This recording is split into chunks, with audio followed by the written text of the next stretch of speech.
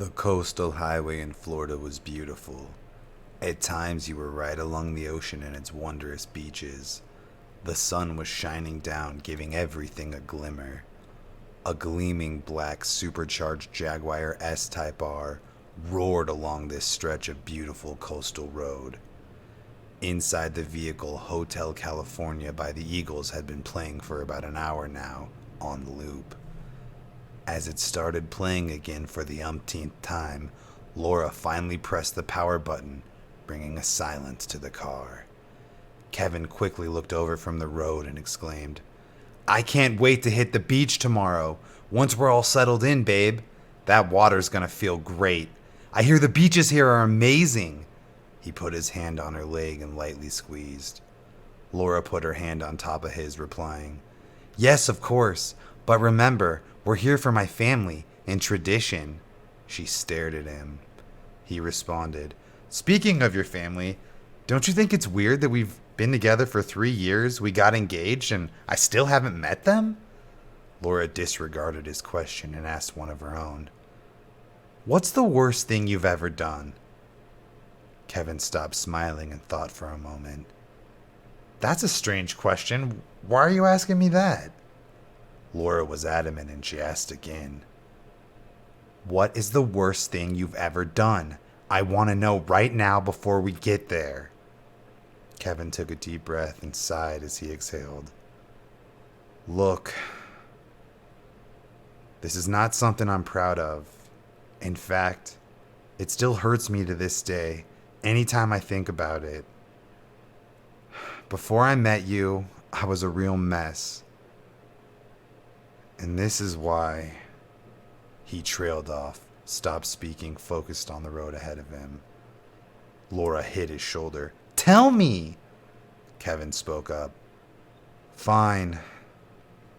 Look, I'm not proud of this, but I guess you deserve to know. I got my ex pregnant. I knew I didn't want to be with her, and I think she felt the same way about me.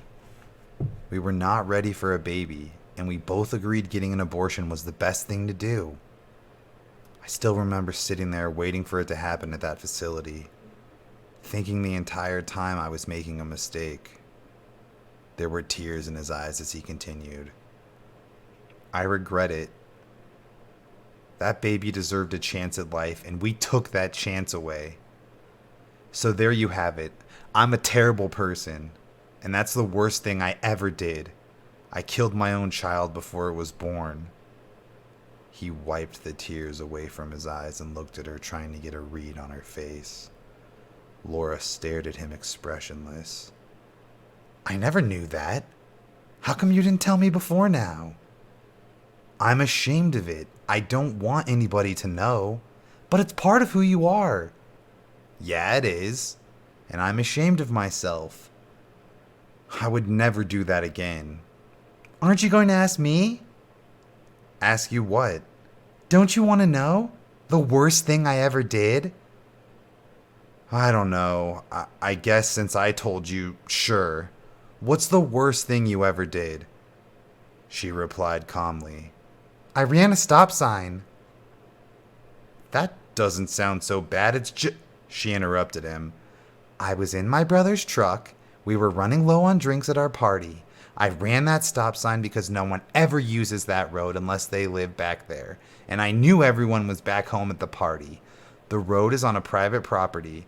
I didn't stop because I didn't know some idiots got lost and turned onto our road. When I hit them, I didn't even know what was happening.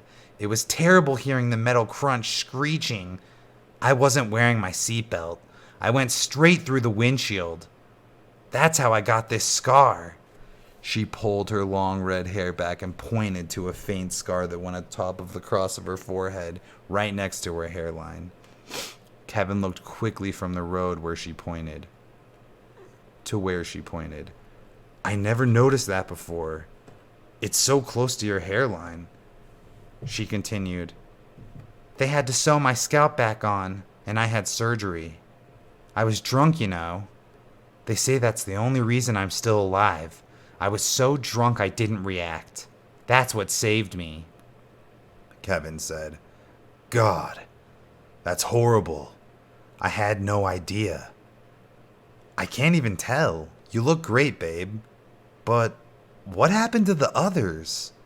What others? The people you hit? Oh, those idiots? They all died on impact. I hit them doing 60 in my brother's truck. They all got smashed into their little crappy car. I saw the pictures later in the hospital. It was gruesome. Serves them right for what they did to me. I am scarred for life because they took a wrong turn. But, babe, you ran the stop sign. So what? It was our property, our road. They had no right to be there. They should have not been there. They screwed up my life. Besides, if it was my fault, would I be here instead of prison? Kevin didn't want to disagree with her. Okay, babe. You're right. I'm sorry I said anything. What a horrible accident. I'm so sorry it happened to you. Damn right. Me too. They drove in silence for a while. Laura responded to the earlier question. Oh, and about you meeting my family? Don't worry. I just had to be sure you were the right one. I've made mistakes before you, but this time I am sure.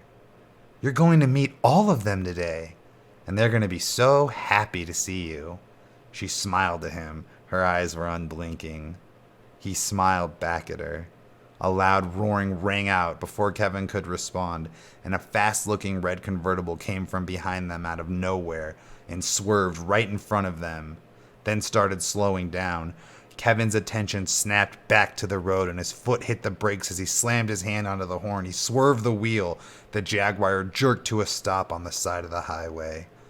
Kevin rolled down, shaking his fist as he spoke, loudly yelling to the car in front of him, though he knew they could not hear. Hey, what's the big idea, you freaking jerk?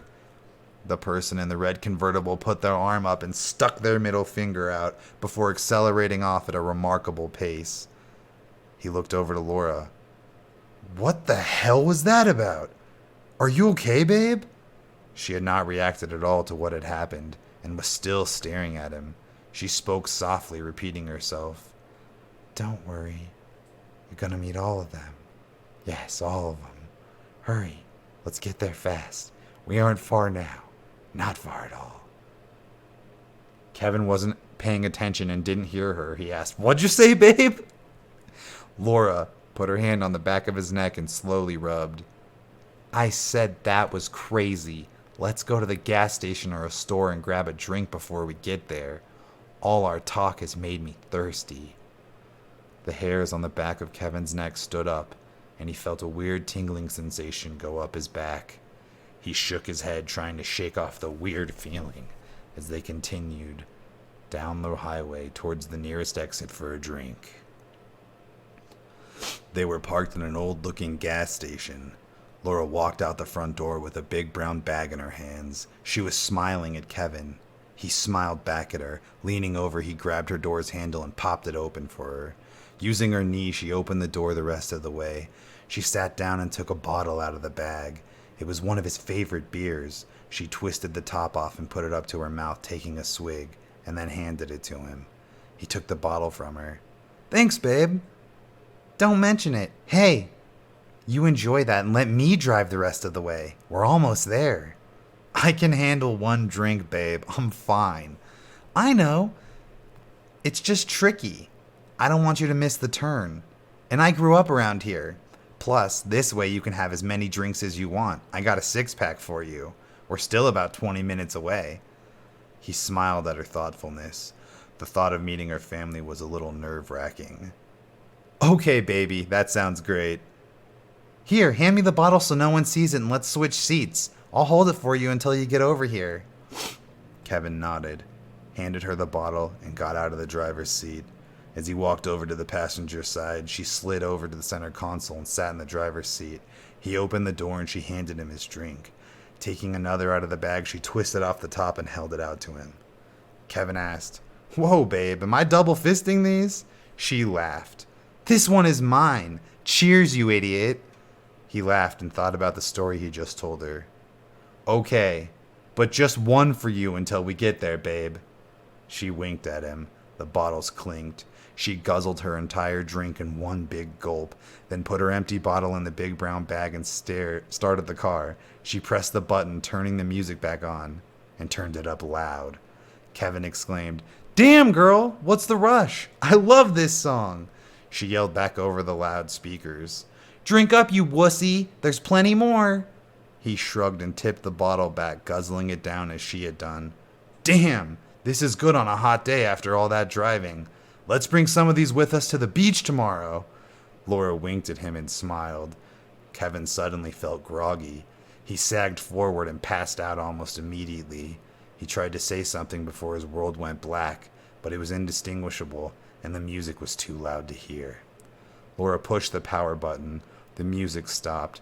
She rolled down the window, ejected the disc, and threw it out as hard as she could. "I hate that song!" Looking over to Kevin, she smirked, put her arm out towards him, and shoved him back into the seat. "Let's go meet my family."